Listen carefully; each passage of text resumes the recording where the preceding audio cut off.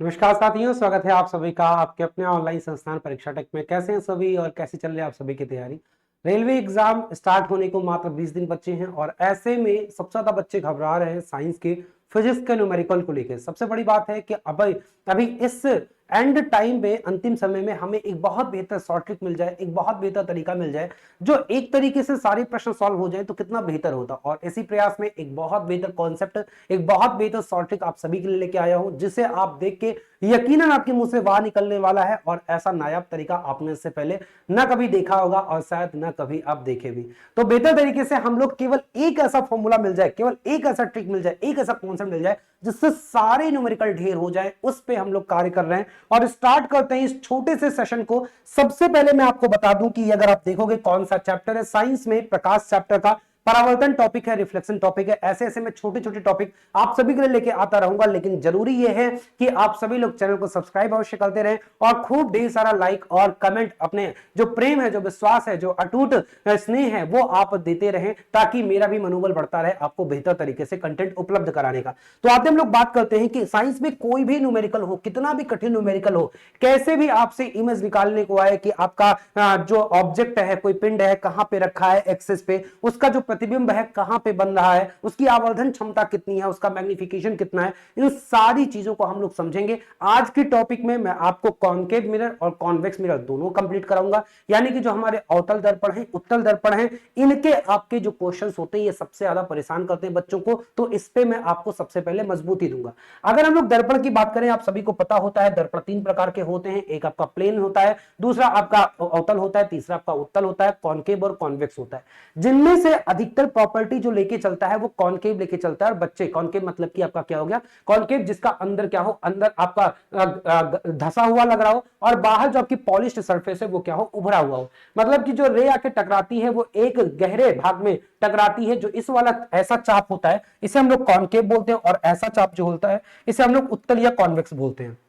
इसमें कई सारे आपके क्या होते हैं, कई सारे इसमें पोजीशन के अकॉर्डिंग इमेजेस बनते हैं। वहीं पे अगर हम कॉन्वेक्स की बात करें, मतलब उत्तल दर्पण की बात करें, तो इसमें केवल दो केस हैं जिनमें आपके इमेज बनते हैं। लेकिन इसके माध्यम से हमें न्यूमेरिकल कैसे सॉल्व करना है इस चीज को समझते हैं। और न्यूमेरिकल अगर आपको सॉल्व करना है तो सबसे पहले आप स्थिति समझो। भाई आपको ये सारी चीजें पता होगा, मैं इस वीडियो में ज्यादा नहीं खींचूंगा कि साइन कन्वेंशन क्या है। मैं एज्यूम करके चलता हूं कि आप सभी को साइन कन्वेंशन सब कुछ पता होगा। और सही बात तो यह है कि इस ट्रिक में ना आपको साइन कन्वेंशन की जरूरत है, ना आपको किसी बोल सकते हो फॉर्मूले की बात है। जैसे आप लोग क्या पढ़ते हो, दो फॉर्मूला पढ़ते हो, जल्दी जल्दी मुझे कमेंट करके आप लोग बता देना कि ये फॉर्मूला क्या होता है, एक मिरर फॉर्मूला क्या होता है, इसका भी मुझे एक बार बता देना कमेंट में। और एक आप लोग मैग्निफिकेशन का फॉर्मूला पढ़ते हो, ये दोनों फॉर्मूला मुझे कमेंट में बताना। लेकिन मैं आपको बता रहा हूं कि इन दोनों ही फॉर्मूले की आपको आवश्यकता नहीं पड़ेगी, ठीक है। ये फॉर्मूला पे सब लोग क्वेश्चन लगाते हैं। जैसे अगर फॉर्मूला की बात किया जाए तो जो आपका मिरर फॉर्मूला होता है, मिरर फॉर्मूला होता है 1/f जो होता है बराबर 1/b प्लस 1/u होता है। और जो आपका मैग्निफिकेशन होता है m बराबर होता है -v/u। लेकिन ये केवल किताबों के लिए अच्छा लगता है, आपके लिए अच्छा नहीं है। एग्जाम हॉल में अगर आप बैठे हो तो फॉर्मूला यूज ना करो, आप कॉन्सेप्ट यूज करो, वो ज्यादा बेटर है। तो समझिए, अगर मैं कॉन्सेप्ट यूज कर रहा हूं तो आपके सामने एक कॉनकेव मिरर है। और कॉनकेव मिरर की बात किया जाए मतलब कि अवतल दर्पण है। ध्यान दीजिएगा, कॉनकेव मतलब ये हिंदी वाले अवतल समझेंगे और इंग्लिश वाले कॉनकेव समझेंगे। यहां पे इमेज की पोजीशन कैसे बनती है, ऑब्जेक्ट की पोजीशन पे डिपेंड करती है। जहां जहां ऑब्जेक्ट होगा वैसे वैसे इमेज बनेगी। तो कैसे बनेगी, जैसे एक मैं आपको एक रॉ डायग्राम पहले बना के बता दूं। जैसे ये क्या है, ये आपका कॉन्वेक्स मिरर है। कॉन्वेक्स मिरर में आप सभी को पता है इसके बीचों बीच से, इसके पोल से, यानी कि इसके बीचों बीच से जो रेखा गुजरती है इसे हम लोग एक्सिस बोलते हैं, इसे पोल बोलते हैं, इसे फोकस बोलते हैं, और इसे बोलते हैं सेंटर ऑफ कर्वेचर बोलते हैं। अगर ये एफ डिस्टेंस है तो इसे हम लोग, ये डिस्टेंस क्या होती है, ये उसी फोकल लेंथ की क्या होती है, दुगनी डिस्टेंस होती है। अगर हम इसके फोकस से, यहां पे इसके पोल से इसे मेजर करें तब। बस इतनी सी बात अगर आपको समझ में आती है तो समझ लो कि आपसे कोई भी न्यूमेरिकल बचेगा नहीं। अब देखो न्यूमेरिकल आपको लगाना कैसे है, कितना बेहतर तरीके से आपको लगाना है। मैं कह रहा हूं कि कॉनकेव में या तो ऑब्जेक्ट कहां पे होगा, एक चीज आप लोग सभी जानते हो कि अगर कोई चीज पैरेलल आती है, कोई चीज अगर कोई रे है अगर पैरेलल आ रही है, मतलब पैरेलल कब आती है? जब वो अनंत पे कोई वस्तु रखी होती है तो वहां से जो रे आती है, किरण आती है, वो क्या होती है? वो पैरेलल होती है। और पैरेलल होने के बाद आपको पता है कि जो कॉनकेव मिरर होता है ये क्या होता है? ये कन्वर्जिंग होता है, ये अभिसारी होता है, ये सारे पॉइंट को एक जगह कन्वर्ज कर देता है। तो ऐसे में जो इमेज बनती है वो कहां पे बनती है? वो फोकस पे बनती है। तो हम ऐसे ही अज्यूम करके चलेंगे कि कोई वस्तु सबसे पहले कहां पे रहे? सबसे पहले अगर वो कहां पे रहेगी? अगर इंफिनिटी पे रहेगी तो इंफिनिटी पे वो फोकस पे बनेगा। अब इंफिनिटी से हम धीरे धीरे धीरे धीरे इस इमेज को पास लेके आएंगे। जैसे जैसे पास लेके आएंगे हम कह रहे हैं कि अगर हम ऑब्जेक्ट को यहां पे रख देंगे तो ऑब्जेक्ट को यहां पे रखने से इमेज क्या बनती है? इसके जस्ट नीचे बनती है और उल्टी बनती है और उतनी ही साइज होगा। अगर इसकी हाइट h होगी तो इसकी भी हाइट क्या होगी? h होगी, मतलब सेम साइज का होता है। ये दो कॉन्सेप्ट, एक कॉन्सेप्ट फोकस पे बनता है, दूसरा कॉन्सेप्ट आपका कर्वेचर बनता है। ये दो चीज आपको समझ में आ गई तो समझो कि आपको सारे न्यूमेरिकल बस इसी कॉन्सेप्ट पे लगा लोगे। अब तीसरा पॉइंट आपको ये याद रखना है कि जब आपका ये इमेज धीरे धीरे आ रही है तो देखो यहां पे रहेगी तो फोकस पे इमेज बहुत छोटी रहेगी और जैसे जैसे आप इसे पास लेके आओगे वैसे वैसे इमेज क्या होगी? फोकस से इधर की तरफ बढ़ती है। मतलब जब इंफिनिटी पे थी तो इमेज यहां पे थी, अगर इंफिनिटी से लेके आके आप यहां पे कहीं इमेज ऑब्जेक्ट लेके आते हो तो ये इमेज कहीं आके यहां पे बनेगी। आप इसे लेके आके कहीं यहां पे करते हो तो इमेज कहीं यहां पे बनेगी। इसे लेके आके कहीं यहां पे करते हो तो इमेज यहां पे बनेगी। इस ऑब्जेक्ट को यहां पे लाते हो तो इमेज कहीं यहां पे बनेगी। इस ऑब्जेक्ट को यहां पे लाते हो तो इमेज जस्ट इसके इसी यहीं पे एग्जैक्टली इमेज भी बन जाएगी। अब इसके आगे चलेंगे तब क्या होगा? जब हम इमेज को ऑब्जेक्ट को और आगे लेके जाएंगे तो इमेज इधर को भागेगी, फिर ऑब्जेक्ट और आगे जाएगा, इमेज और आगे जाएगी, ऑब्जेक्ट और उधर जाएगा, इमेज और उधर जाएगी, ऑब्जेक्ट और उधर जाएगा, इमेज ऐसे बढ़ती हुई चली जाएगी। और अगर आप फोकस पे किसी ऑब्जेक्ट को रख दोगे तो इमेज कहां पे बन जाएगी? इंफिनिटी पे बन जाएगी। अब तीसरा, ये इंफिनिटी पे बन गई मतलब कि ये इंफिनिटी कहीं अनंत पे होगा, बोर्ड के बाहर होगा। क्या होगा? इंफिनिटी मतलब बोर्ड के बाहर। तो समझिए ये दुनिया क्या होती है? गोल होती है। कोई चीज वहां पे गई है तो घूम के आके फिर से बोर्ड के अंदर आएगी कि नहीं आएगी? आप ऐसे ही समझ लो। तो फिर अगर आप इसे फर्दर आगे मूव करते हो, मतलब अब अगर इसे आगे मूव किए तो उधर से ये घूम के पीछे पीछे बोर्ड के फिर इमेज आपको यहां पे दिखाई देने लग जाएगी। मतलब अभी तक जो इधर इमेज बनती है उस इमेज को हम लोग रियल इमेज बोलते हैं, उसे क्या बोलते हैं? वास्तविक इमेज बोलते हैं। और अगर ये इंफिनिटी से इधर घूम के फिर से इधर आ गया, कब होगा? जब फोकस से और पोल के बीच में आपका ऑब्जेक्ट होगा तो ये इधर आ जाएगी और अब इमेज आपको क्या बनने लगेगी? इमेज आपको ये उल्टा होके इधर भी उल्टा हो जाएगी, बड़ी इमेज बनेगी। फिर आप जैसे यहां पे आओगे तो इमेज और छोटी होगी, फिर आप यहां पे आओगे तो इमेज और छोटी होगी, फिर आप इमेज यहां पे आओगे तो इमेज और छोटी होगी, यहां पे आओगे तो इमेज और छोटी होगी, यहां पे आओगे तो इमेज और छोटी होगी और बिल्कुल पोल पे आ जाओगे तो इमेज भी बिल्कुल पोल के बराबर होगी। मतलब अब जैसे जैसे आप आगे जाओगे इमेज क्या होगी? छोटी होती हुई चली जाएगी। तो ये आपका क्या है? कॉनकेव लेंस का एक बेहतर तरीका है जिसे मैं आपको पूरे डायग्राम के माध्यम से समझाता हूं। अगर कोई ऑब्जेक्ट इंफिनिटी पे रखा है तो इमेज क्या बनेगा? इमेज फोकस पे बनेगा। ये इमेज बहुत छोटा बनेगा। मुझे बस 10 मिनट दीजिएगा और 10 मिनट में मैं आपको सब कुछ एक बार में वन शॉट में सब कुछ सिखा देने वाला हूं। ऑब्जेक्ट अगर इंफिनिटी पे है तो आपको पता है फोकस पे बनता है और आपको यह पता होना चाहिए कि जितने भी कॉनकेव मिरर के इमेज बनते हैं अधिकांश केस में, मतलब कि जब तक हम लोग इस ग्रीन वाली पट्टी के इधर थे तब तक इमेज क्या बनेगी? रियल बनेगी। रियल के साथ साथ इन्वर्टेड बनेगी, मतलब उल्टा बनेगी। क्या बनेगी? ये उल्टा बनेगी और उल्टा के साथ साथ यहां पे इसका मैग्निफिकेशन चेंज होगा। जैसे जब आपका ऑब्जेक्ट यहां पे था, जब ऑब्जेक्ट यहां पे था तो इमेज आपकी कहां पे बन रही? इमेज आपकी इसके बीच में बनेगी और इमेज छोटी बनेगी। लेकिन ऑब्जेक्ट अगर यहां पे होगा तो इमेज आपकी यहां पे बनेगी और बड़ी बनेगी। इसे कैसे समझेंगे? देखो, जब ऑब्जेक्ट इंफिनिटी पे था तो यहां पे फोकस पे इमेज बन रही थी और हमने फोकस पे बोला कि बहुत ही छोटी, बहुत ही, जब फोकस पे बनता है तो फोकस पे क्या बनता है? बहुत ही स्मॉल। ये क्या बनता है? बिल्कुल डिमिनिश्ड, बिल्कुल छोटी, बिल्कुल क्या बनती है? डिमिनिश्ड बनती है, बिल्कुल स्मॉल बनती है। मतलब कि उससे छोटा कुछ भी नहीं हो सकता, इतनी स्मॉल बनती है। और इस सबसे बड़ी बात ये क्या होती है? पॉइंट बनती है, फिर भी इसे हम लोग क्या बोलते हैं? ये इन्वर्टेड रहता है। तो अगर यहां पे फोकस पे कोई चीज बन रही है, इंफिनिटी पे वस्तु रखी है, इमेज यहां पे बन रहा है तो बिल्कुल छोटा बन रहा है, बिल्कुल पॉइंट बन रहा है। जैसे जैसे हम आएंगे ये ऑब्जेक्ट तो इमेज तो इधर बढ़ेगी लेकिन इमेज की साइज क्या होगी? इमेज की साइज बढ़ती हुई आएगी। आप ऐसे समझो कि अगर इमेज की साइज यहां पे क्या है? पॉइंट है तो यहां पे और बड़ी होगी, या इसे हम नीचे रखते हैं, ये इन्वर्टेड रहेगा तो ये और नीचे रहेगी, ये और नीचे रहेगी, ये और ये बढ़ता हुआ ऐसे साइज बढ़ता हुआ चला जाएगा। और ये साइज कैसे हो जाएगा, ये साइज जैसे जैसे आप ये यहां तक पहुंचोगे ये साइज इधर बढ़ता हुआ चला जाएगा। फिर जब आप ऑब्जेक्ट यहां पे लाओगे तो साइज फिर से क्या होगा, ये इन्वर्टेड ही रहेगा, ये इधर इधर छोटा होता जाएगा और ये साइज क्या होगी, ये साइज बढ़ती हुई चली जाएगी। ये आगे जाओगे तो ये साइज क्या होगी, बढ़ती हुई चली जाएगी। मतलब कि जब जैसे ही आप फोकस पे पहुंचोगे तो ये कहां पे पहुंच जाएगी, ये इंफिनिटी पे, और एक बहुत बड़ी इमेज बनेगी। तो इमेज की साइज इधर को छोटी हुई जा रही है। और फिर यहां पे अगर आप देखोगे तो यहां पे ये ऑब्जेक्ट है, ऊपर ऑब्जेक्ट में बनाया हूं, इस ऑब्जेक्ट को यहां पे हटा दे रहा हूं। फिर जैसे आप इस पोजीशन पे आओगे इमेज आपकी क्या होगी, पीछे से फिर से छोटी होती हुई आएगी, क्योंकि ये बड़ी थी ना तो घूम के जाएगी तो फिर से बड़ी रहेगी और बड़ी से फिर से छोटी होती हुई आएगी। ये रहा आपका पूरा कॉनकेव। अब आप समझो फोकस में बिल्कुल छोटी है, बिल्कुल इन्वर्टेड है, ये बिल्कुल यहां पे बन रहा है। जैसे हम फोकस से थोड़ा पीछे लाए, हम सी के पीछे लाए, ये इमेज सी और एफ के बीच में बन गया, यहां पे बन रहा है, ये आपका इन्वर्टेड बन रहा है और छोटा बन रहा है। हम अगर सी पे ले आएंगे तो सेम साइज का बनेगा। और अगर देखो यहां पे अगर हम इसे क्या कर रहे हैं, अगर हम सी पे रखे हैं तो इन्वर्टेड बन रहा है, उतने ही आकार का बन रहा है, इसकी हाइट बराबर होगी और ये क्या होगा, रियल होगा। अगर हम क्या करेंगे, हम फिर से सी और एफ के बीच में ऑब्जेक्ट को रख देंगे तो इमेज सी के पीछे चली जाएगी और अब इमेज क्या हो जाएगी, बड़ी हो जाएगी। हम एफ पे रख देंगे तो बहुत बड़ी हो जाएगी और इंफिनिटी पे बन जाएगी। और ऐसे अब एफ और पी के बीच में आएंगे तो ये घूम के पीछे आ गई और इमेज क्या हो जाएगी, इनलार्ज। और यहां पे जो इमेज बनती है इसे बोलते हैं वर्चुअल, इसे क्या बोलते हैं, ये आभासी बनेगी। आभासी के साथ साथ क्या बनेगी, आभासी के साथ साथ बड़ी इमेज बनेगी, यानी कि इसे क्या बोलोगे, इसे बोलोगे आवर्धन क्षमता 1 से ज्यादा है। ये मैग्नीफाइड बनेगी, ये क्या बनेगी, ये मैग्नीफाइड इमेज बनेगी। और क्या बनेगी, और ये सीधी बनेगी। सीधी बनने का मतलब क्या है, ये इरेक्ट बनेगी। तो इतनी बात अगर आप समझ गए हो तो ये चार्ट आपको वही बताता है। ऐसे आप देख लो, अगर ऑब्जेक्ट इंफिनिटी पे है तो फोकस पे बनेगा, बहुत छोटा होगा, रियल और इन्वर्टेड होगा। अगर ऑब्जेक्ट सेंटर के पीछे है, मतलब इंफिनिटी पे नहीं है, इंफिनिटी से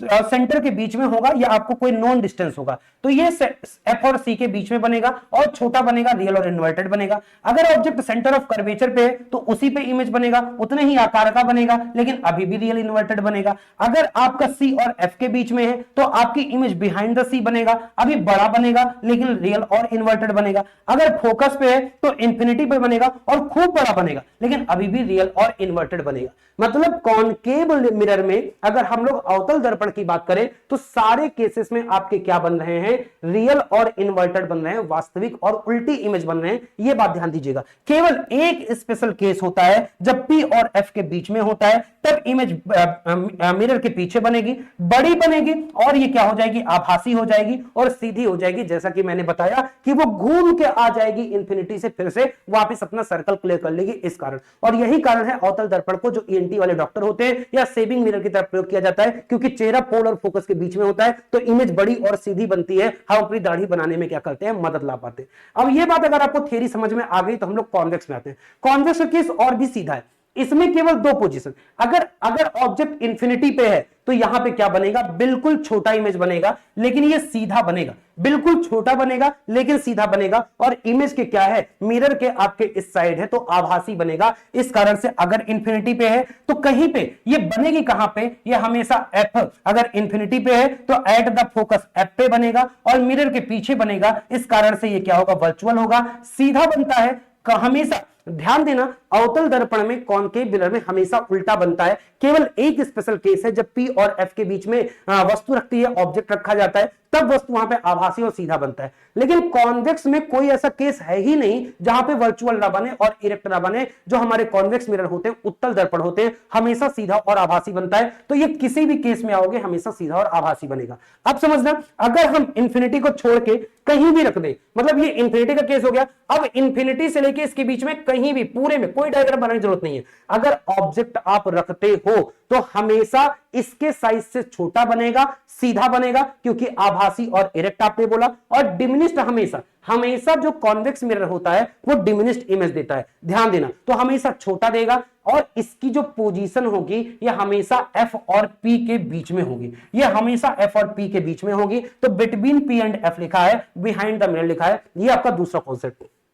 अब आते हैं तीसरा, एक बहुत इंपॉर्टेंट कॉन्सेप्ट आप देख लो और उसके बाद मैं आपको न्यूमेरिकल चुटकी में कराता हूं।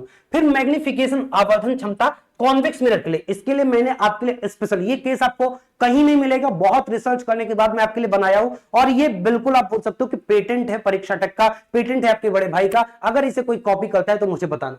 तो ये आपका कॉन्वेक्स मिरर उत्तल दर्पण के लिए आप समझ लें। अगर मैं फोकल लेंथ के संबंध में सारे ऑब्जेक्ट और इमेज को रख दूं, मैं इसलिए इसे बोला क्योंकि रेलवे में ऐसे प्रश्न बहुत पूछे गए हैं, इसलिए स्पेशली मैंने ये टेबल आपके लिए बनाया। फोकल लेंथ किसी कॉन्वेक्स उत्तल दर्पण का क्या है, एफ है, और अगर ऑब्जेक्ट उसके दुगना पे रखा है मतलब सी पे रखा है, तो इमेज कहां पे बनेगी, 2f/3 पे बनेगी। इमेज इतना ना भी ध्यान में रखो तो आप मैग्निफिकेशन आवर्धन जरूर याद रखो। अगर एफ फोकल लेंथ है, सी पे रखा है, तो एम जो होगा एक तिहाई इमेज जो बनेगी वो ऑब्जेक्ट के हाइट की 1/3 बनेगी, मतलब कि 0.333 बनेगी। अगर फोकस एफ है और ये 3f/2 मतलब एफ और सी के बीचों बीच, अगर ये कहां है, अगर एफ और सी के बीचों बीच है, अगर ये बीचों बीच रखा हुआ है ऑब्जेक्ट, जैसे आपने देखा ये क्या है, ये कॉन्वेक्स मिरर है, इसका ये मान लो ये फोकस है, ठीक है, और ये क्या सी है, तो अगर इसका बीचों बीच कहां पे होगा, यहां पे कोई ऑब्जेक्ट रखा हुआ है बीचों बीच, 3f/2 मतलब 1.5 है, बीचों बीच रखा हुआ है, तो इमेज कहां पे बनेगा, 0.6 बनेगा। इसमें इमेज कहां पे बनता है, वर्चुअल बनता है, इधर बनता है, मतलब कि इस जितनी ये लेंथ होगी, इस लेंथ की 0.6 गुणा कर दोगे, मतलब अगर ये 10 सेंटीमीटर तो 6 सेंटीमीटर बन जाएगी, और इसकी जो आवर्धन क्षमता होगी 0.4 होगी। ऐसे फोकल लेंथ f है, और अगर f पे ही रख दिया जाए तो इमेज कहां पे बनेगी, f/2 पे। अगर ये f है तो बिल्कुल इसके आधो आध पे बनेगी, p और f के बिल्कुल मध्य बिंदु पे बनेगी, और इसमें क्या होगा, आवर्धन भी बिल्कुल आधा होगा। अगर ऐसे ही हम कहां पे रख दें, f/2 पे, यहां पे p और f पे यहां पे अगर ऑब्जेक्ट रख देंगे तो इमेज कहां पे बनेगी, f/3 पे बनेगी, और पास बनेगी, और इसमें आवर्धन क्षमता 0.66 होगा। ऐसे अगर ये f पे रखा है और ऑब्जेक्ट डिस्टेंस कहां पे हो जाए, f/3 पे हो जाए, मतलब इसे और पास ले आओगे तो यहां पे जो ऑब्जेक्ट बनेगा, इमेज बनेगा, f/4 पे बनेगा, और इसमें आवर्धन क्षमता 0.75 होगी। अब अगर बिल्कुल पोल पे रख दोगे तो पोल पे उतना जितना ऑब्जेक्ट की साइज है उतनी इमेज की साइज हो जाएगी। तो f अगर यहां पे फोकल लेंथ है, ऑब्जेक्ट p पे रखा है, तो इमेज भी p पे बनेगा और आवर्धन क्षमता 1 हो जाएगी। आप इसमें एक चीज रिलेट कर सकते हो इसमें बढ़िया से, कि यहां पे एक चीज क्या देखोगे, यहां पे भैया ये क्या हो रहा है, आवर्धन क्षमता बढ़ती हुई आ रही है, 0.33 से 0.4, 0.5, 0.66, 0.75 और 1। कब, जब हम ऑब्जेक्ट को पीछे से आगे की तरफ लेके आ रहे हैं तो इसके इमेज की साइज बढ़ती हुई जा रही है। मतलब अगर कॉन्वेक्स मिरर की बात किया जाए, अगर कॉन्वेक्स मिरर की बात किया जाए, कॉन्वेक्स मिरर अगर ये है, इसकी बात किया जाए, तो यहां पे अगर कोई ऑब्जेक्ट रखा है तो उसका साइज सबसे बड़ी, और उसके बाद इसके बीच में जितना हम इधर जाएंगे उसकी साइज उतनी छोटी होती चली जाएगी, और एफ पे बिल्कुल छोटी हो जाएगी। तो ये आपके लिए जानकारी बहुत बढ़िया है। जबकि कॉन्केव में इसका मैंने केवल 2 पॉइंट बनाया है, और बहुत इंपॉर्टेंट पॉइंट है, आप ज्यादा पे फोकस ना करो, आप फोकस करो कि अगर कॉन्केव यानी कि अवतल दर्पण का फोकल लेंथ अगर f है और ऑब्जेक्ट अगर 3f/2 पे रखा है, मतलब ये कॉन्केव है और ये आपका p है, ये आपका f है, ये आपका c है, इसके बीचों बीच ये 3f/2 मतलब इसके बीचों बीच रखा हुआ है, तो ऑब्जेक्ट इमेज हमेशा कहां पे बनेगी, f की तिगुनी दूरी पे बनेगी, और जो आवर्धन क्षमता होगा ये -2 का होगा, मतलब इमेज की साइज दुगना होगी। ऐसे ही अगर f फोकल लेंथ है और ये f/2 पे रख जाए, f/2 पे मतलब कि ऑब्जेक्ट को हम लोग कहां पे रख दें, ऑब्जेक्ट को f/2 यहां पे p और f के बीचों बीच में रख दें, तो हमेशा इमेज कहां पे बनेगी, हमेशा जो इमेज बनेगी, आप क्योंकि वर्चुअल बन रही है तो इधर वाला जो f होगा इधर वाला बनेगा और बड़ा बनेगा, और इसका पॉजिटिव का दुगना होगा। यानी कि ये भी आप याद रख सकते हो, 1 -2 की आवर्धन क्षमता, 1 + 2 की आवर्धन क्षमता कब, जब यहां पे एक इसके बीचों बीच रहेगा तब -2 की आवर्धन क्षमता, जब इसके बीचों बीच रहेगा कब, जब C और F के बीचों बीच रहेगा तो -2 की आवर्धन क्षमता, जब F और P के बीचों बीच रहेगा तो +2 की आवर्धन क्षमता। बस इतना कॉन्सेप्ट अगर आपको समझ में आ गया हो तो आप बिल्कुल एक एक न्यूमेरिकल कर लेंगे। नहीं समझ में आया हो तो वीडियो को पॉज करिए, पीछे जाइए, फिर से इसको कॉन्सेप्ट को देखिए और फिर न्यूमेरिकल पे आइए। अब आते हैं हम लोग न्यूमेरिकल पे, और देखो हम एक भी फॉर्मूला, ना मिरर फॉर्मूला लगाएंगे, ना ही हम मैग्निफिकेशन का फॉर्मूला लगाएंगे, आवर्धन क्षमता का फॉर्मूला लगाएंगे, और सारे क्वेश्चन चुटकियों में करेंगे। कैसे बोल रहा है, इस क्वेश्चन को आप लोग पढ़ो, इस क्वेश्चन को आप लोग पॉज करके 1 सेकंड में पढ़ो,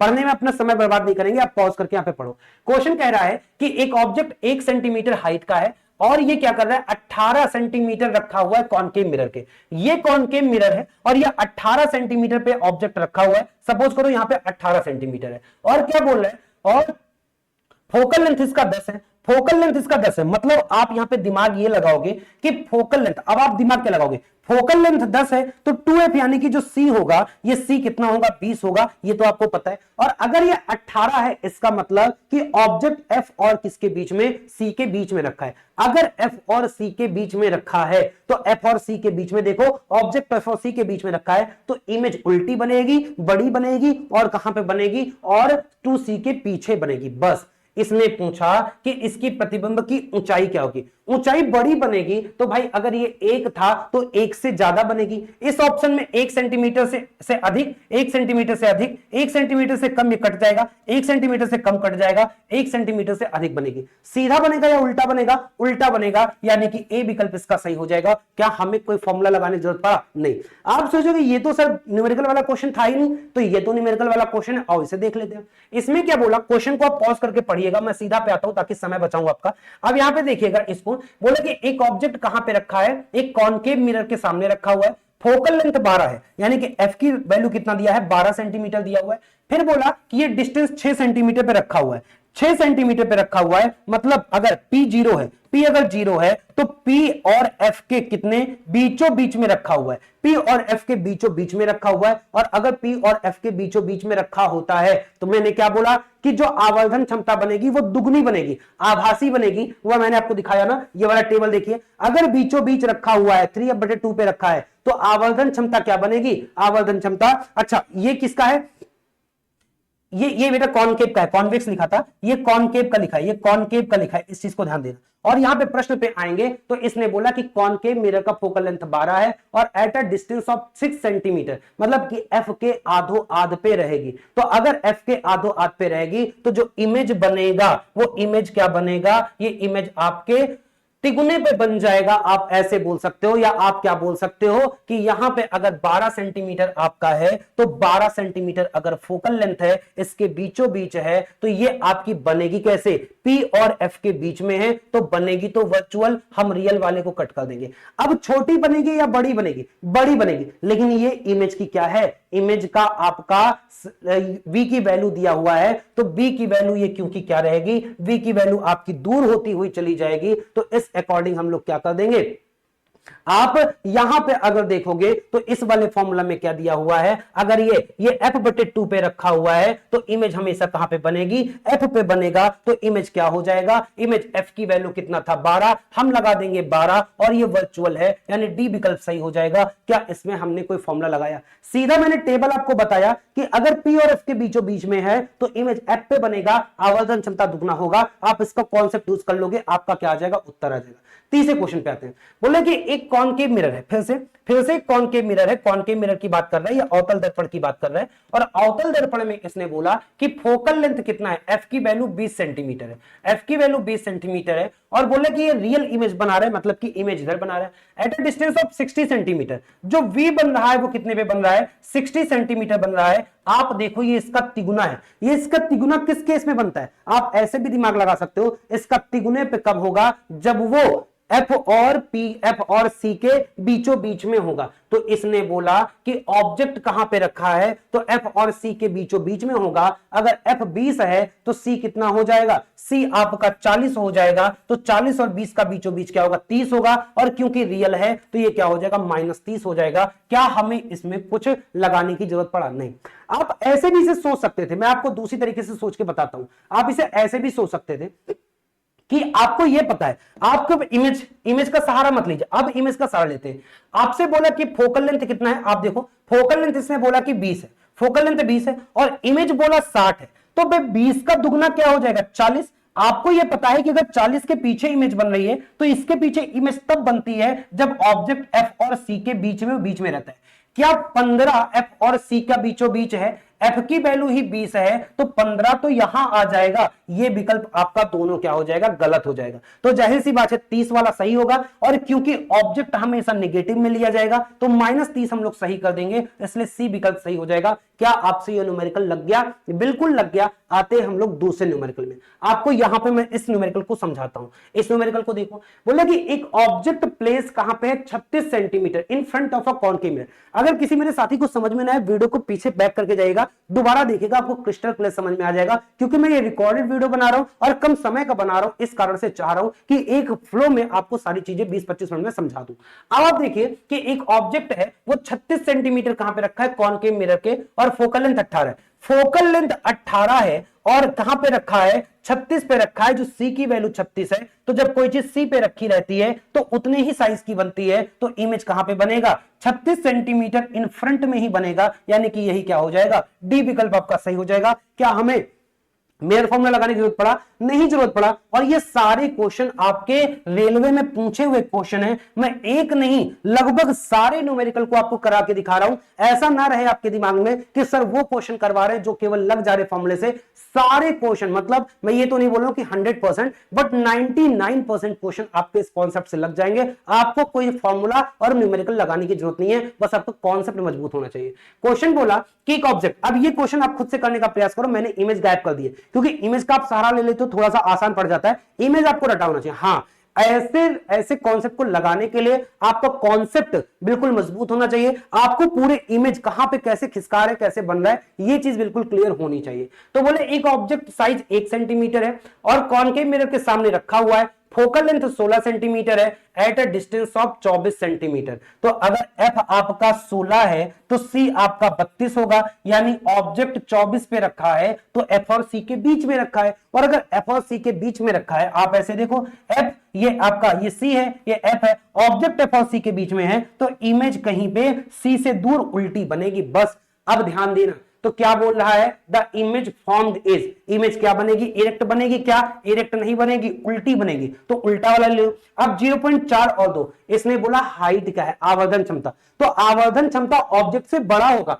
ऑब्जेक्ट 1 सेंटीमीटर का था तो 1 सेंटीमीटर से बड़ा कौन सा है, 0.4 या 2, तो 0.4 नहीं होगा। इसका उत्तर क्या हो जाएगा, इसका उत्तर आपका 2 हो जाएगा, यानी कि डी विकल्प इसका सही हो जाएगा। बात समझ में आ रही है, हम लोग कैसे लगा दिए। वैसे भी आप देखो कि ये 16 पे था, ये 32 पे था, 16 और 32 का बिल्कुल आधा आधा, बिल्कुल आधा, बिल्कुल बीचों बीच कहां पे आएगा, बिल्कुल बीचों बीच 24 पे आएगा। और मैंने कॉनकेव मिरर के लिए बोला कि अगर एफ और सी के बीचों बीच इमेज है तो जो आप ऑब्जेक्ट है तो इमेज जो बनेगी वो तिगुना, एफ की तिगुना दूरी पे बनेगी। तो 16 तिया एफ जितना था 16, वहां पे आपकी क्या बनेगी, इमेज बनेगी, और आवर्धन क्षमता दुगनी होगी और माइनस की दुगनी होगी। आप यहां पे देखो, अगर ये 1 सेंटीमीटर का था तो 2 सेंटीमीटर हो जाएगा, माइनस मतलब इन्वर्टेड हो जाएगा। आप ये देखो, मैंने आपको ये बोला ना, कॉनकेव मिरर में अगर एफ और सी के बीचों बीच में रखा है तो इमेज 3 एफ पे बनेगा और आवर्धन -2 हो जाएगा। एक टेबल से आपके सारे क्वेश्चन लग जा रहे हैं। अब आप बताओ कि समझ में आ रहा है कि नहीं आ रहा है,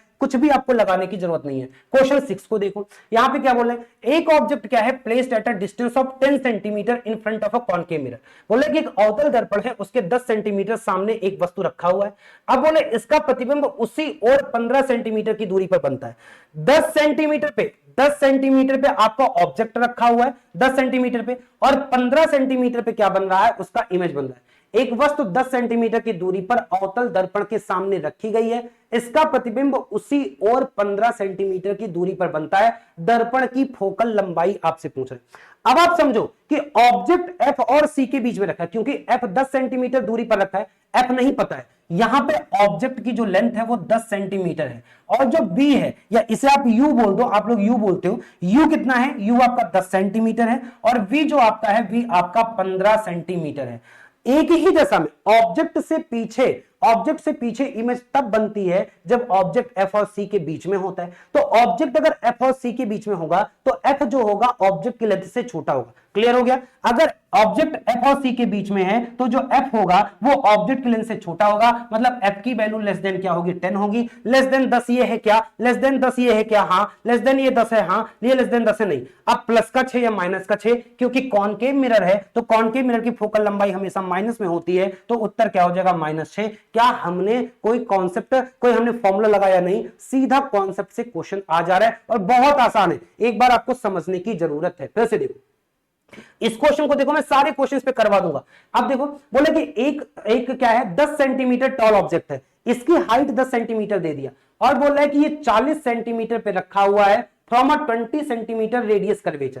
क्या बोला कि एक 10 सेंटीमीटर ऊंची, 10 सेंटीमीटर एक ऑब्जेक्ट है जो कॉनकेव मिरर के कहां पे रखा हुआ है, 40 सेंटीमीटर की दूरी पे रखा हुआ है, ऑब्जेक्ट 40 सेंटीमीटर की दूरी पे रखा है और सी की वैल्यू इसने क्या बोला, सी की वैल्यू बोला कि 20, तो सी की वैल्यू 20 है तो एफ की वैल्यू कितना हो जाएगा 10, यानी एफ के 4 गुना पे रखा हुआ है, तो ऑब्जेक्ट एफ और किसके बीच में होगा, सी के बीच में होगा, इसने बोला। और सभी दूरियां ध्रुव के मूल बिंदु मानकर मुख्य अक्ष पर मापी जाती हैं, तो प्रतिबिंब की स्थिति और छवि की ऊंचाई क्रमशः क्या होगा। तो भाई जो प्रतिबिंब होगा वो क्या होगा, प्रतिबिंब उल्टा बनेगा, प्रतिबिंब छोटा बनेगा, तो छोटा ये 10 है तो 10 का छोटा क्या होगा, 10 से छोटे, ये सारे वैल्यू छोटे ही हैं। लेकिन आप ये समझो कि अगर ये ऑब्जेक्ट 10 सेंटीमीटर पे रखा हुआ है, 10 सेंटीमीटर ऊंचाई पे है और ये एफ और सी के बीच में यहां पे रखा हुआ है, सी के बियॉन्ड रखा हुआ, तो इमेज एफ और सी के बीच में बनेगी, तो एफ और सी के बीच की वैल्यू क्या होगी, एफ की वैल्यू सी की एफ की वैल्यू हो जाएगी, जब सी की वैल्यू इसने दिया 20 तो एफ की वैल्यू हो जाएगा 10, यानी कि इसके बीच की वैल्यू क्या होगी, 10 और 20 के बीच में ये है नहीं है, 10 और 20 के बीच में ये है नहीं है, ये दोनों वैल्यू 10 और 20 के बीच में है, लेकिन माइनस होगा या प्लस होगा, मिरर के सामने तो माइनस होगा, तो उत्तर क्या हो जाएगा -13.3। फिर से मैं बताऊं मैंने कैसे सोचा, समझो। इसने बोला कि एक ऑब्जेक्ट 10 सेंटीमीटर की ऊंचाई का है, अभी छोड़ आवर्धन क्षमता छोड़ो, इसने बोला कि ये 40 सेंटीमीटर सामने रखा हुआ है, ये 40 सेंटीमीटर हमने यहां से 40 सेंटीमीटर मान लिया, 40 सेंटीमीटर सामने रखा हुआ है और फिर 20 सेंटीमीटर इसका सी है, तो एफ होगा 10, इसकी वैल्यू 10, इसकी वैल्यू 20, तो अगर इमेज क्या बन रही है, इमेज सी, ऑब्जेक्ट अगर सी के यहां पे रखा हुआ है तो इमेज एफ और सी के बीच में होगा, ये कॉन्सेप्ट हमने पढ़ा है। अगर ऑब्जेक्ट सी के बियॉन्ड है तो इमेज एफ और सी के बीच में होगा, एफ और सी के बीच में इमेज केवल वैल्यू कौन सी थी, 13.3 इसके बीच में थी, इसलिए दोनों विकल्प हट जाएंगे, उत्तर क्या आ जाएगा, उत्तर आ जाएगा आपका -13.3 सेंटीमीटर, माइनस इसलिए क्योंकि मिरर के सामने था, आवर्धन क्षमता भी देखने की जरूरत यहां पे नहीं है, बी विकल्प आप लोग यहां पे सही लगा दोगे। इस क्वेश्चन को देखो, बोल रहा है कि रियल रिफ्लेक्शन है, एक रियल रिफ्लेक्शन है, रियल मतलब रिफ्लेक्शन मतलब वास्तविक प्रतिबिंब बन रहा है, एक an object is placed at a distance of 30 centimetre from concave mirror, अवतल दर्पण से, अब इसको मैंने इमेज गायब कर दिया,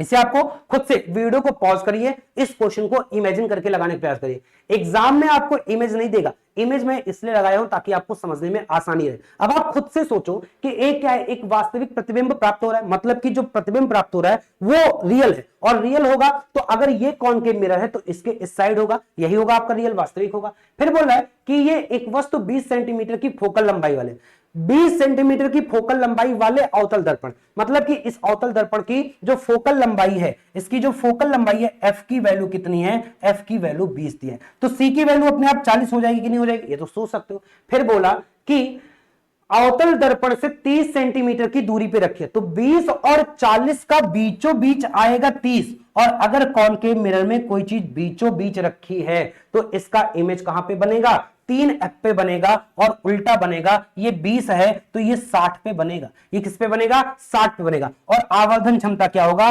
-2 होगा। ये देखो केवल 60 सेंटीमीटर विकल्प में दिया हुआ था, ए विकल्प हम लोग लगा देंगे, हमारा क्या आ जाएगा, उत्तर आ जाएगा। तो बहुत आसान है यार, बहुत आसान है, अगर आप इस कॉन्सेप्ट को समझ जाते हो तो। इस क्वेश्चन को करेंगे, बोले find the distance of an object from a concave mirror, किसकी बात कर रहा है, ये कॉनकेव मिरर की बात कर रहा है, अवतल दर्पण की बात कर रहा है, और अवतल दर्पण में जिसकी फोकल लंबाई 10 सेंटीमीटर है, अब इसने एफ की वैल्यू 10 दे दिया तो सी की वैल्यू 20 हो जाएगी, आपको पता है। अब बोला है वस्तु से ऐसी दूरी ज्ञात कीजिए ताकि दर्पण से प्रतिबिंब की दूरी उसकी दूरी से 4 गुना हो। अभी पिछला क्वेश्चन आपने देखा भी, यानी कि जो प्रतिबिंब की दूरी है, प्रतिबिंब की दूरी वस्तु की दूरी से 4 गुना हो, तो 4 गुना होगी, मतलब आप समझो कि ये कॉनकेव मिरर है और बोल रहा है कि 4 गुना हो दूरी, तो 4 गुना दूरी मतलब कि ये सी के पीछे बन रहा है ना, तो सी के पीछे अगर बन रहा है 4 गुना हो, तो आप ये देखो ये एफ और सी के बीच में होना चाहिए, एफ की वैल्यू 10 है, सी की वैल्यू 20 है, यानी इसकी वैल्यू क्या हो जाएगी, 12.5 सेंटीमीटर हो जाएगी। वैसे ये प्रश्न पूछा गया था आरआरबी एसएससी में, ये प्रश्न लॉजिकली गलत था, क्योंकि इसने बोला कि अगर ux है तो v क्या होना चाहिए, 4x। अब ऐसा भी हो सकता है, हमने जब इधर एज्यूम किया 4x तो उत्तर 12.5 आसानी से लगा लिए, लेकिन ऐसा भी हो सकता था कि अगर ऑब्जेक्ट p और f के बीच में होता तो v 4x यहां पे बन रहा होता, वर्चुअल बन रहा होता, और जब वर्चुअल बन रहा होता तो आपको लगाना पड़ता। तो लॉजिकली ये क्वेश्चन गलत था, लेकिन फिर भी जैसे ऑप्शन दिए हैं उस अनुसार हम लोग इसका उत्तर क्या लगा देंगे, डी लगा देंगे, क्योंकि हमें पता है कि जब इमेज 4 गुना दूरी पे बन रहा है तो सी के बियॉन्ड बन रहा होगा, और सी के बियॉन्ड तभी बनेगा जब ऑब्जेक्ट एफ और सी के बीच में रखा होगा, तो एफ की वैल्यू 10 थी, सी की वैल्यू 20 थी, इसके बीच की वैल्यू केवल एक वैल्यू है, वो है 12.5। हम लोग इसका उत्तर लगा देंगे। नेक्स्ट क्वेश्चन, आओ हम लोग कुछ कॉन्वेक्स मिरर पे कर लेते हैं, ताकि हम ऐसा ना लगे कॉनकेव भी कर रहे हैं, हम लोग उत्तल दर्पण का भी कर ले रहे हैं। उत्तल दर्पण कह रहा है कि एक ऑब्जेक्ट है, उत्तल दर्पण के सामने रखा हुआ है, 30 सेंटीमीटर उसके सामने रखा हुआ है। अब बोला फोकल लेंथ 10 है, तो फोकल लेंथ 10 है और वो 30 पे। उत्तल दर्पण में अगर इंफिनिटी पे नहीं है, ऑब्जेक्ट कहीं भी रखा हो, तो हमेशा इमेज P और F के बीच में बनेगा, मतलब मिरर और F के बीच में बनेगा, छोटा बनेगा, आभासी बनेगा। अब समझो, इसने बोला कि इसका प्रतिबिंब कहां पे बनेगा, तो भाई P मतलब 0 और F कितना दिया हुआ 10, तो 0 और 10 के बीच में बनेगा, तो 0 सेंटीमीटर से 10 सेंटीमीटर के बीच बनेगा। ये तो सिंपल सा कॉन्सेप्ट था। दूसरा क्वेश्चन देख लेते हैं। फिर इसने बोला एक ऑब्जेक्ट है जिसको जो डिस्टेंस 0.5 मीटर पे रखा हुआ है, कन्वर्जिंग मिरर मतलब कि ये क्या है, कन्वर्जिंग मिरर कॉनकेव मिरर होता है। तो कन्वर्जिंग मिरर ये है आपका 0.5 मीटर पे रखा है, जबकि फोकल लेंथ f कितना है 0.2, तो c कितना हो जाएगा 0.4, और ऑब्जेक्ट रखा है यहां। ऑब्जेक्ट अगर यहां रखा है तो इमेज कहां बनेगी, इमेज कहीं यहां पे बनेगी और इमेज छोटी बनेगी। इमेज क्या बनेगी, छोटी बनेगी। आपको समझ में आना चाहिए, तो मैग्निफिकेशन ऑफ द इमेज क्या होना चाहिए, तो मैग्निफिकेशन ऑफ द इमेज तो छोटा होगा। छोटा, ये 4/3 तो 1 से बड़ा है, ये नहीं होगा। 3/2 1 से बड़ा, ये नहीं होगा। या तो 1/3 होगा या तो 2/3 होगा। अब इन दोनों विकल्पों में से हम कैसे छांटे कि कौन सा उत्तर हमारा सही हुआ। सब कुछ गो थ्रू ऑप्शन से लगा दूंगा मैं, सारी क्वेश्चन गो थ्रू ऑप्शन से लगा दूंगा। 1/3 और 2/3 आप देखो कि अगर ये एग्जैक्टली सी पे रखा होता तो उतने ही साइज का बनता। तो जैसे जैसे हम सी से इधर जाएंगे वैसे वैसे इमेज छोटी होती जाएगी। तो सी से हम जब थोड़ा सा ही पास लाएंगे तब इमेज थोड़ी ही छोटी होगी। अगर ज्यादा दूर लाएंगे तो इमेज ज्यादा छोटी होगी। तो हम 0.4 से 0.5 पे है, मतलब दूरी बहुत कम की, तो हाइट भी क्या होनी चाहिए, हाइट भी बहुत कम होनी चाहिए। यानी जो मैग्निफिकेशन इसका बनेगा, मैग्निफिकेशन 2/3 बनेगा। 0 1 के क्या होगा, 1 के काफी करीब होगा, तो इसका उत्तर क्या हो जाएगा 2/3 हो जाएगा। सी विकल्प हम लगा देंगे, 1/3 नहीं लगाएंगे। ठीक है, अब आपको आते हैं क्वेश्चन नंबर 12 को देख लेते हैं। इस क्वेश्चन को देखते हैं, क्वेश्चन नंबर 12 को, इसको भी आप लगा लो। ये क्या कह रहा है, कह रहा है कि एक ऑब्जेक्ट कहां पे रखा है, कॉन्वेक्स पे, उत्तल दर्पण हो गया, फोकल लंबाई 9 है और किस पे रखा है, डिस्टेंस 18 पे। अधिकांश बच्चे यही गलती कर देते हैं, क्योंकि अवतल दर्पण में अगर सी पे रखा हुआ है तो आवर्धन क्षमता m की वैल्यू -1 होगी। लेकिन अगर ये उत्तल दर्पण है, कॉन्वेक्स मिरर है, तब फिर आपका क्या होगा, 1 नहीं होगा, तब आंसर आपका 1/3 होगा और पॉजिटिव का 1/3 होगा। तो इसने बोला कि अगर f बराबर 9 है और ये u जो है ये c पे रखा है 18 पे, तो m जो होगा m 1/3 पॉजिटिव का होगा। 1/3 कहां पे है, c विकल्प में है, आप लगा दोगे, आगे बढ़ जाओगे। फिर इसने पूछा क्वेश्चन, एक ऑब्जेक्ट है, ये कहां पे रखा हुआ है, कॉन्वेक्स मिरर के सामने रखा हुआ है, ये आपका उत्तल दर्पण है, इसके सामने रखा हुआ है, और फोकल लेंथ इसका, इसने बोला फोकल लेंथ वैसे इधर होगा, फोकल लेंथ यहां पे 10 पे है और डिस्टेंस कितना पे है, डिस्टेंस 15 है। आप देखो, मैंने बोला कि अगर 10 और 20 के बीचों बीच रखा हो, अगर ये 15 है तो ये भी तो 10 है और ये क्या होगा 20। तो आप देखो ऑब्जेक्ट F और C के बीचों बीच रखा हो, किसमें, कॉन्वेक्स मिरर में, तो इमेज कहां पे बनेगा, इमेज तो वर्चुअल बनेगा। रियल वाले विकल्प को हम हटा देंगे, इन दो विकल्प को देखेंगे। तो 30 सेंटीमीटर या 6 सेंटीमीटर, अब इसे हमें सोचना है। तो आप यहां पे आओगे, मैंने देखो यहां पे बताया है कि अगर वो बीचों बीच आता है कॉन्वेक्स में, ये आप देखो टेबल में अगर बीचों बीच आएगा तो साइज क्या बनेगा, इमेज डिस्टेंस 0.6f होगा और आवर्धन क्षमता 0.4 होगा। यानी कि आपकी क्या हो जाएगी, इमेज डिस्टेंस 0.6 हो जाएगा। तो इसने क्या बोला, इसने बोला कि अगर ये 10 पे रखा है, क्या बोला, अगर 10 पे रखा है, यही तो बोला, अगर 10 पे फोकल लेंथ 10 है तो 10 पे है, तो इसका मतलब क्या हो जाएगा, 0.6f हो जाएगा। तो 0.6 इंटू 10 करेंगे यानी 6 सेंटीमीटर आ जाएगा। तो उत्तर क्या आ जाएगा, 6 सेंटीमीटर वर्चुअल। डी विकल्प लगा देंगे। क्या हमें फॉर्मूला लगाने की जरूरत पड़ी, नहीं पड़ी। अभी और कितने क्वेश्चन करवा दूं, ये क्वेश्चन आप कर लो। कह रहा है कि एक वस्तु कहां पे रखा है, 40 सेंटीमीटर कन्वर्जिंग मिरर। ये आपका कन्वर्जिंग मिरर मतलब अभिसारी होता है। क्या होता है, अभिसारी होता है। अभिसारी मतलब क्या होता है कि ये कन्वर्ज कर रहा है, ये आपका अवतल दर्पण है, इसके सामने 40 सेंटीमीटर फ्रंट पे रखा हुआ है और फोकल लेंथ 20 है। तो फोकल लेंथ अगर 20 है और सी की वैल्यू 40 है, तो यहाँ पे आवर्धन क्षमता तो 1 हो जाएगा, माइनस का 1 हो जाएगा। आवर्धन क्षमता क्या हो जाएगा, -1 हो जाएगा। फिर बोला कि अगर कॉनकेव मिरर का फोकल लेंथ 0.5 है और ऑब्जेक्ट 0.6 है तो मैग्निफिकेशन क्या होगा, तो एफ और सी के बीच में होगा तो मैग्निफिकेशन माइनस में एक से ज्यादा होगा। एक से ज्यादा की वैल्यू कौन सी है, ये दोनों एक से कम की वैल्यू है, माइनस में एक से ज्यादा की वैल्यू -5 है, यानी बी विकल्प आपका सही हो जाएगा। ऐसे देखें, एक ऑब्जेक्ट 1.2 सेंटीमीटर का है और ये 30 सेंटीमीटर कॉनकेव मिरर, ये कॉनकेव मिरर है, ये कितना बोल रहा है 1.2 सेंटीमीटर है और 30 सेंटीमीटर सामने रखा है, फोकल लेंथ 20 है। फोकल लेंथ 20 है तो सी की वैल्यू कितनी हो जाएगी 40, यानी कि यहां पे 30 पे रखा है, ऑब्जेक्ट अगर यहां पे रखा है तो इमेज ये बीचों बीच रखा है तो इमेज कहां पे बनेगी, इमेज 3f पे बनेगी। f की वैल्यू 20 है यानी कि कितने पे बनेगी 60 पे बनेगी। आवर्धन क्षमता क्या होगी, दुगना, माइनस का दुगना 1.2 था, इसका माइनस का 2 कर दोगे तो माइनस का 2.4 हो जाएगा। कहां पे है, माइनस का 2.4 ए पे है, यानी ए विकल्प आपका सही हो जाएगा। इतना आसानी से आप क्वेश्चन लगा सकते हो। तो ये अगर आपको कॉन्सेप्ट पता है, ये सारे तरीके पता है, तो गो थ्रू ऑप्शन से हम एक कॉन्सेप्ट के बदौलत सारे क्वेश्चन लगा सकते हैं। कैसे लगी आपको वीडियो मुझे कमेंट में जरूर बताइएगा, कितना आपको लाभ मिला मुझे जरूर बताइएगा, और ऐसे कितने वीडियो आप चाहते हैं, किस टॉपिक पे चाहते हैं इसका भी कमेंट बताइएगा। फिर मिलूंगा, बहुत बहुत धन्यवाद सभी का, बहुत बहुत आभार।